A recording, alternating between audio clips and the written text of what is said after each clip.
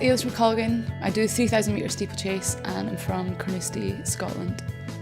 Growing up, my mum and dad were both international athletes and it was just something that I was always surrounded by. That was their sort of 9 to 5 daily job.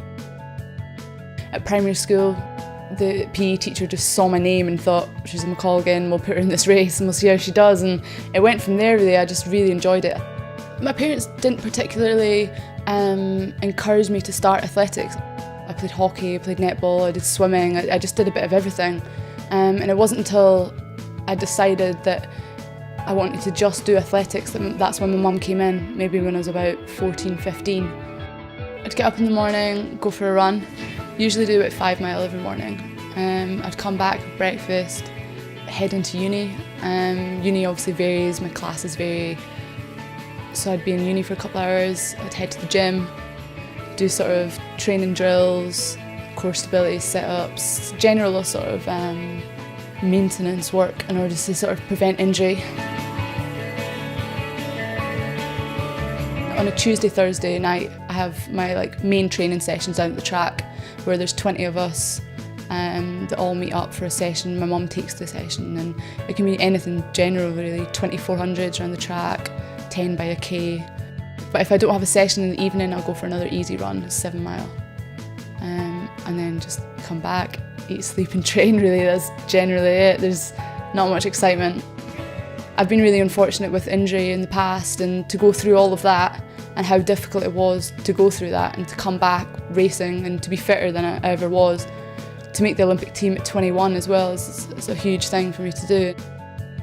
To actually break your foot in the way that she did is pretty horrendous. And then the experts, that were treating her at the time, were just sort of telling her, "Oh, you're not going to be able to run again. You're not going to have the same flexibility."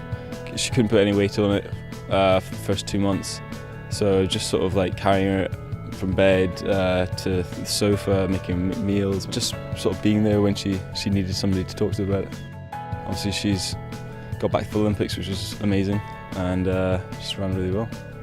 The only race I've ever been nervous for was the Olympics, just because there was such a build-up to it and it was such a huge event, and everyone kept telling you what a huge event it was. I think I'm very, very fortunate in the training group that I've been in.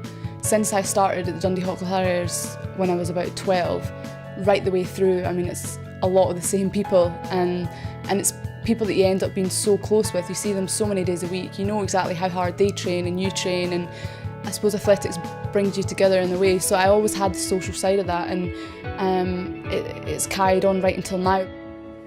I have a lot of respect for my mum as my coach. I would never undermine anything that she tells me to do, because at the end of the day she's been there and done it, and I've not.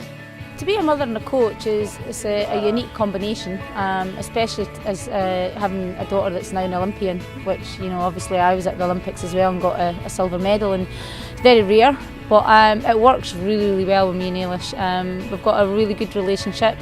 She trusts my judgment, she's got a lot of respect for my experience, and she thoroughly believes in me as a coach that I can get her to where she wants to be, and me as a coach believe that I've got one of the best athletes that I've ever seen, and I'm not just saying that because she's my daughter.